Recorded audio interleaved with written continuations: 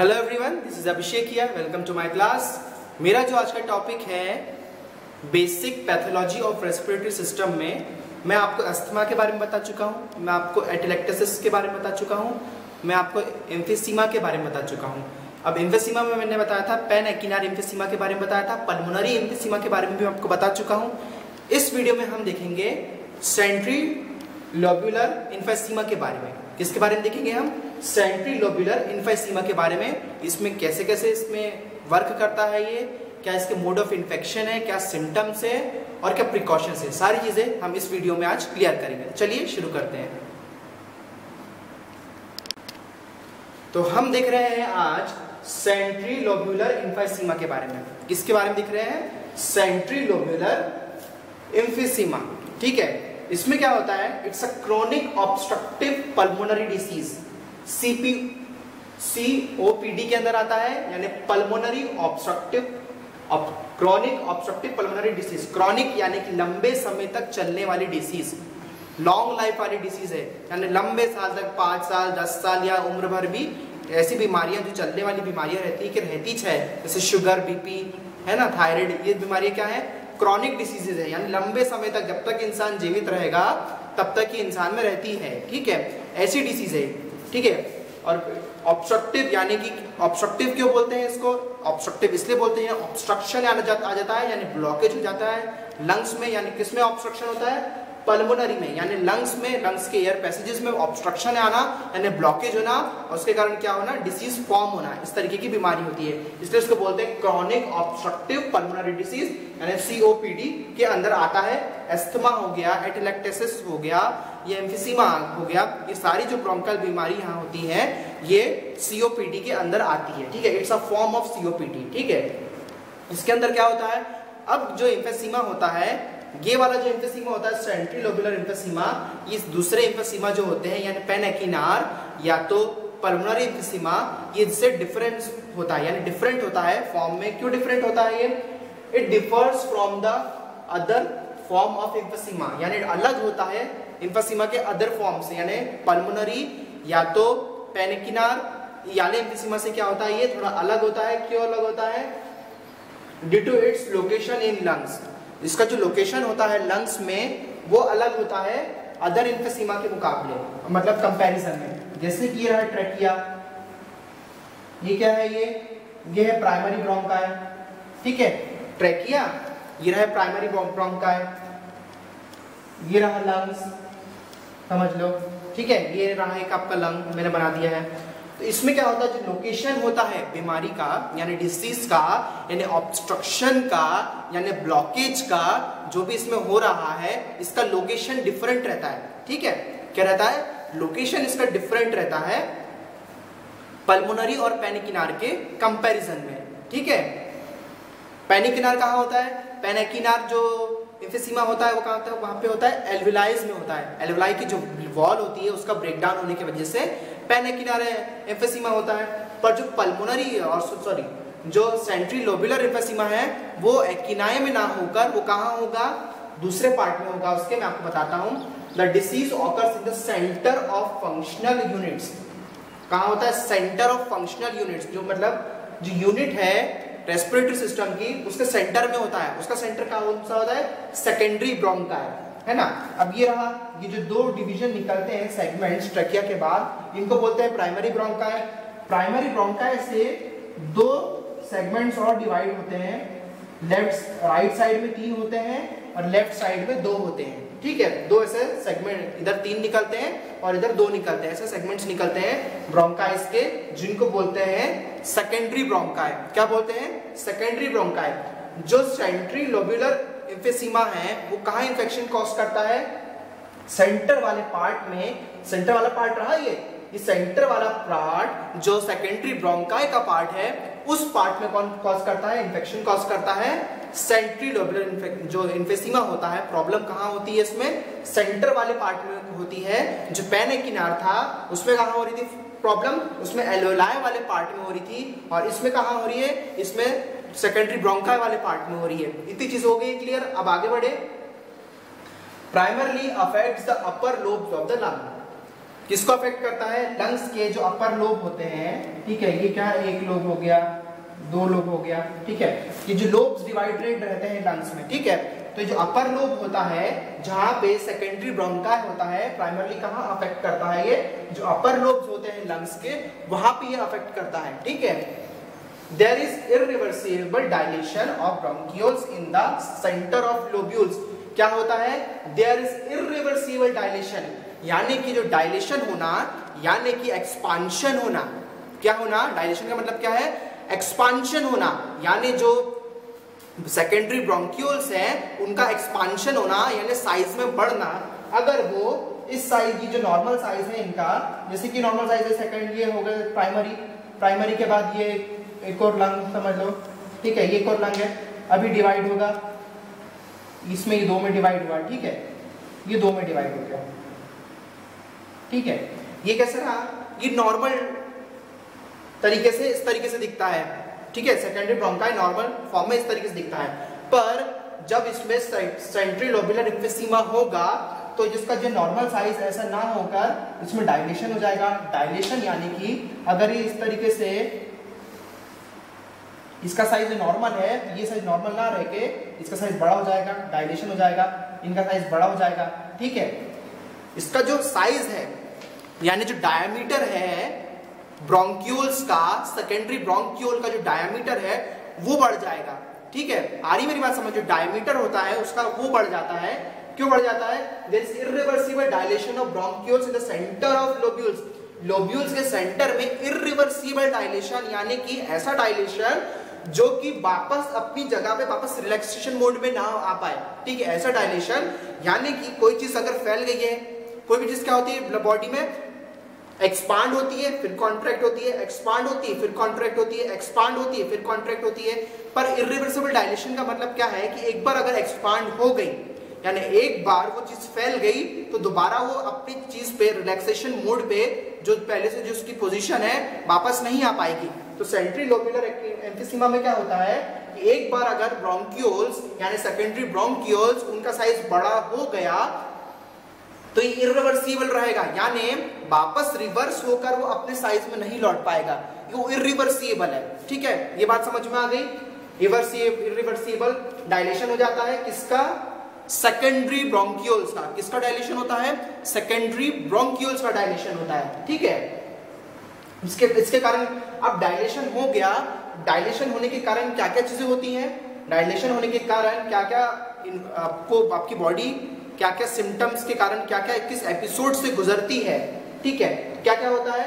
When inspired air reaches the dilated area, जो inspired air है यानी जो आपने इनहेलेशन किया है, सांस अंदर लिया है, जो आपने इंस्पायर्ड एयर यानी जो आपने सांस अंदर लिया है, जो एयर आपने अंदर ली है, जब वो एयर रीच करती है यानी पहुंचती है डायलेटेड एरिया पे, यानी कि जो एरिया फैल चुका है उस एरिया पे जब पहुंचती है एयर, तो क्या होता है? When reaches the dilated area, the pressure falls, यानी जो प्रेशर एयर का आ रहा है यहाँ पर वो गिर जाता है, ठीक है।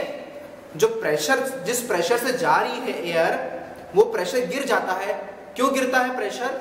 क्योंकि जो सरफेस एरिया था, यानी जितना सरफेस एरिया था एयर को बहने के लिए, वो एरिया क्या हो गया? अब बड़ा हो गया है, ठीक है। जो प्रेशर था, प्रेशर क्या हो गया? गिर गया है, क्योंकि जो एरिया था वो बड़ा हो गया है। कम एरिया रहेगा तो ज्यादा प्रेशर से एयर जाएगी। आ रही मेरी बात समझ में? कम एरिया रहेगा तो ज्यादा प्रेशर फॉर्म होगा। पर अगर एरिया कम हो गया, अगर एरिया बढ़ गया, क्योंकि अमाउंट जो है एयर का आपकी बॉडी में इनहेलेशन का, एस्पिरेशन का, उतने ही अमाउंट में आप एस्पिरेट कर रहे हो, इंस्पिरेट कर रहे हो, यानी आप इनहेल कर रहे हो, उसी अमाउंट में आप एयर को इनहेल कर रहे हो, यानी अंदर आप एयर उतनी ही ले रहे हो। पर अंदर सरफेस एरिया बढ़ने के कारण जो है वो प्रेशर कम हो जाएगा, यानी उस प्रेशर से जो एयर है जहां तक, जिस जंक्शन पे, जिस जगह पे पहुंचना था, उस जगह पे वो नहीं पहुंच पाएगी, क्योंकि क्या हो गया है? डायलेशन हो गया है ब्रोंक्यूल्स का। कौन से ब्रोंक्यूल्स का? सेकेंडरी ब्रोंक्यूल्स का डायलेशन हो गया है, ठीक है। When inspired air reaches the dilated area, the pressure falls, pressure क्या होता है, कम हो जाता है। क्यों कम हो जाता है? क्योंकि जो एरिया है भाई वो एरिया ही बढ़ गया है। बात मेरी समझ में आ रही है आपको? जो एरिया है वो एरिया बढ़ने के कारण जो प्रेशर है एयर का वो उसमें गिरावट आ गई है। द प्रेशर डिक्रीजेस, जो प्रेशर हुआ है वो कम हो गया है एरिया बढ़ने के कारण। और जब प्रेशर गिर जाता है एयर का आपकी बॉडी में, आपके लंग्स में, तो क्या होता है, leading to a reduction in alveolar air pressure. क्या होता है, रिडक्शन हो जाता है, यानी कम हो जाता है एल्वियोलर एयर प्रेशर। एल्वियोलाई में, यानी कि इससे जो एल्वियोलाई कनेक्टेड है, जो एल्वियोलाई इसमें कनेक्टेड है, ठीक है, एल्वियोलाइज जो है इसमें, एल्वियोलाई में भी एयर प्रेशर कम हो जाएगा। ठीक है, एल्वियोलाई में अगर एयर प्रेशर कम हो गया तो क्या होगा, रिड्यूस्ड वेंटिलेशन हो जाएगा। यानी कि वेंटिलेशन क्यों रिड्यूस हो जाएगा? वेंटिलेशन का मतलब क्या है, लंग्स में एयर एक सफिशिएंट अमाउंट में आना, फ्रेश एयर, और एक सफिशिएंट अमाउंट में जो डिजायर्ड जो अमाउंट है उस अमाउंट में वापस बाहर निकल जाना। मेरी बात समझ में आ रही है? वेंटिलेशन में क्या होता है, एयर जो आई है बॉडी में वो एक डिजायर्ड अमाउंट जो है डिसाइड, वो उस अमाउंट में आना, फ्रेश एयर, और उसी अमाउंट में बाहर निकल जाना। आ रही मेरी बात समझ में? तो ये इसमें क्या होता है, जब डायलेशन हो जाता है, यानी जो रास्ता है वो बड़ा हो गया है, चौड़ा हो गया है, उसके कारण क्या होता है, रिड्यूस्ड वेंटिलेशन। यानी कि एयर आ तो रही है प्रॉपर, पर सर्कुलेट नहीं हो पा रही है क्योंकि वहां पे एरिया बढ़ गया है। ठीक है, एयर जो आ रही है अंदर, एयर जो आ रही है अंदर, यहां से जो एयर आ रही है अंदर, अगर नैरो रहेगी, इसके पैसेजेस पतले पतले रहेंगे, नैरो एयर पैसेजेस रहेंगे, तो प्रॉपर सर्कुलेट होगा और एल्वियोलाई में पहुंच जाएगा। ठीक है, एयर पहुंचेगी। पर डायलेशन होने के कारण जो सर्कुलेशन है वो प्रॉपर नहीं हो पा रहा है। ठीक है, डायलेशन होने के कारण क्या हो रहा है, जो एयर का जो सर्कुलेशन है, जो फ्लो है, वो ना होने के कारण क्या होता है, जो वेंटिलेशन कम हो जाता है। यानी कि एयर जो आ रही है अब क्या होगी, ये समझ लो, डायलेटेड एरिया है, ये डायलेटेड एरिया है, समझ लो। ठीक है, नॉर्मल साइज ये है, ये डायलेटेड एरिया है। अब एयर इधर आएगी तो सही, ठीक है, एयर इधर आएगी पर इसी एरिया में फैल जाएगी, इतना ही, इसको इतना एरिया मिल जाएगा कि आगे अब एयर के लिए प्रेशर ही नहीं है कि वो आगे और फॉरवर्ड हो। आ रही मेरी बात समझ में? यहाँ पर आकर यहाँ पर आकर क्या होगी, उसी सरफेस एरिया में वो मिक्स हो जाएगी, एब्जॉर्ब हो जाएगी। ठीक है, और जब आप और फिर आप उसको एक्सहेल कर दोगे, वो एल्वियोलाई तक रीच ही नहीं कर पा रही है। यानी कि जो एयर आ रही है वहीं जो सेकेंडरी ब्रोंक्यूल्स के डायलेशन के कारण उसी एरिया में फैल जाने के कारण क्या हो रहा है, एल्वियोलाई तक नहीं पहुंच पा रही है हवा। वेंटिलेशन कम हो जा रहा है, reduction in ventilation, reduction in the oxygen, oxygen का रिडक्शन हो रहा है। अब ये सब चीज के रिडक्शन के कारण क्या होगा, रिडक्शन के कारण क्या होगा आपके, अब फिर इन सब चीजों के रिडक्शन के कारण क्या होता है, फिर सिम्टम्स आपकी बॉडी में दिखने लग जाते हैं। ठीक है, डायलेशन हो गया है भाई, डायलेशन हो गया है किसका, सेकेंडरी ब्रोंक्यूल का, रिडक्शन हो गया है किसका, वेंटिलेशन का, एयर प्रेशर जो है वो फॉल हो गया है। अब ये सब चीजें अगर हो रही हैं तो आपका जो नॉर्मल तौर से जो आपकी बॉडी चल रही है उसमें डिस्टर्बेंस आ जाएगा। तो क्या क्या सिम्टम्स हो जाएंगे, जैसे कि symptoms, tightness in the chest, यानी कि ऐसा लगेगा कि बहुत टाइटनेस लगेगा, ऐसा लगेगा कसा हुआ लगेगा आपका चेस्ट लगेगा किसी ने रस्सी से बांध दिया है। ठीक है, कैसा लगेगा, जैसे किसी ने आपकी चेस्ट को रस्सी से बांध दिया है और आपको बहुत डिफिकल्टी हो रही है, अब हवा लेते रहे हो पर वो अंदर जा नहीं रही है सही से। ठीक है, अंदर ब्रोंक्यूल्स के, सेकंड ब्रोंक्यूल के डायलेशन के कारण, फैलने के कारण वो एल्वियोलाई तक नहीं रीच कर पा रही है, तो आपको लगेगा ही नहीं कि आप सांस ले रहे हो। ठीक है, शॉर्टनेस ऑफ ब्रीथिंग हो जाएगा, यानी कि आप सांस लोगे तो सही पर छोड़ नहीं पाओगे, उसको एक्सहेल नहीं कर पाओगे अच्छे से। ठीक है, आ रही मेरी बात समझ में? लोगे पर उसको छोड़ते समय जो ब्रेथ है लेवल वो शॉर्ट हो जाएगा, यानी अच्छे से आप कंप्लीट ब्रेथनेस नहीं हो पाएगी आपकी, अच्छे से पूरी तरीके से लंबी सांस नहीं ले पाओगे। बोलते ना लंबी लंबी सांस लो, यानी छोटी छोटी सांस का जो लेवल है आपका लेने का, ब्रीथिंग का, वो कम हो जाएगा। क्रॉनिक कफ, यानी इसके कारण क्या होगा, म्यूकस का डायलेशन हो गया, ज्यादा म्यूकस सीक्रेट होगा क्योंकि भाई एरिया बढ़ गया है, तब म्यूकस ज्यादा सीक्रेट होने लग जाएगा, वहां पर एयर क्या ब्लॉक होने लग जाएगी, अब म्यूकस सीक्रेट होने लग गया, क्या होगा, वीजिंग होगी। वीजिंग यानी आपके जो ब्रेथ में दिक्कत होगी। एस्थमा में कैसे होता है, वीजिंग होती ना, ये जो आवाज निकलती ना, ये जो आवाज निकलती है, इस सीटी जैसी आवाज जो निकल रही है वो क्या होगा, उसको बोलते हैं वीजिंग।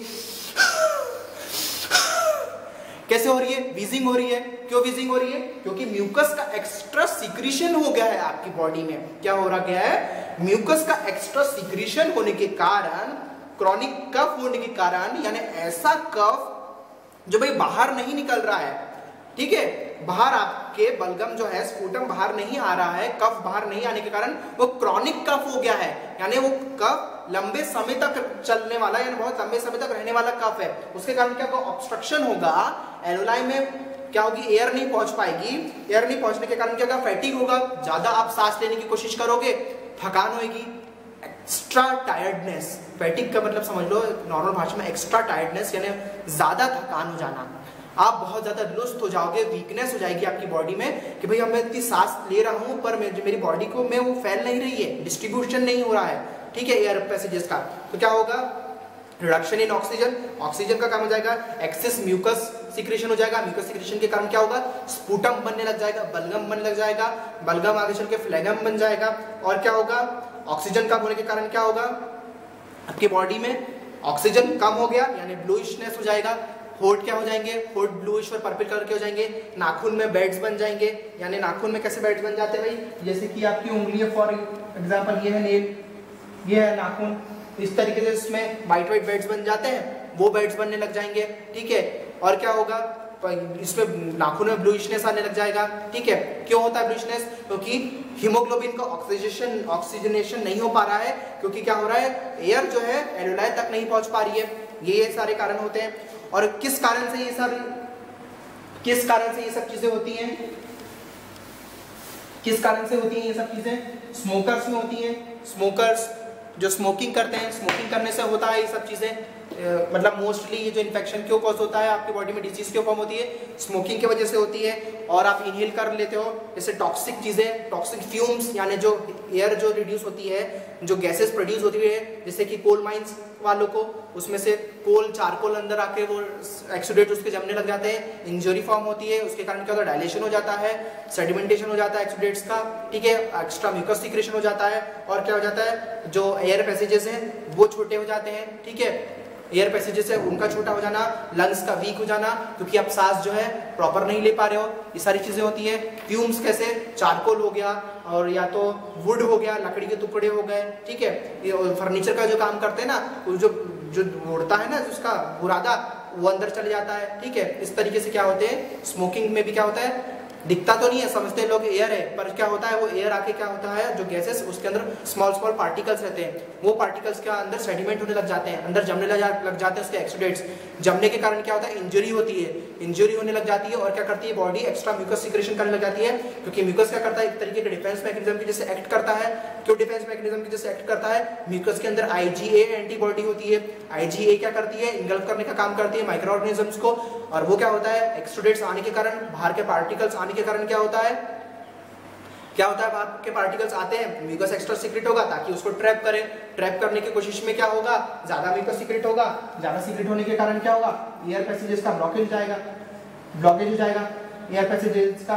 और क्या है, एयर बराबर सर्कुलेट नहीं हो पाएगी, इस तरीके से क्या होगा, कफ होगा, वीजिंग होगी, टाइटनेस होगी, टाइट होगा चेस्ट, ठीक है, ब्लूइशनेस होगा लिप्स और नेल्स में। इस तरीके के सिम्टम्स क्या दिखते हैं, सेंट्री लोबुलर एम्फीसीमा में इस तरीके से सिम्टम्स दिखते हैं। इसका ट्रीटमेंट क्या है, इनहेलर्स, जो इनहेलर लेते हैं ना, कॉर्टिकोस्टेरॉइड्स का इनहेलर लेते हैं, जिसके कारण क्या होता है, रिसेप्टर्स को क्या करता है, वापस वो खोल देता है।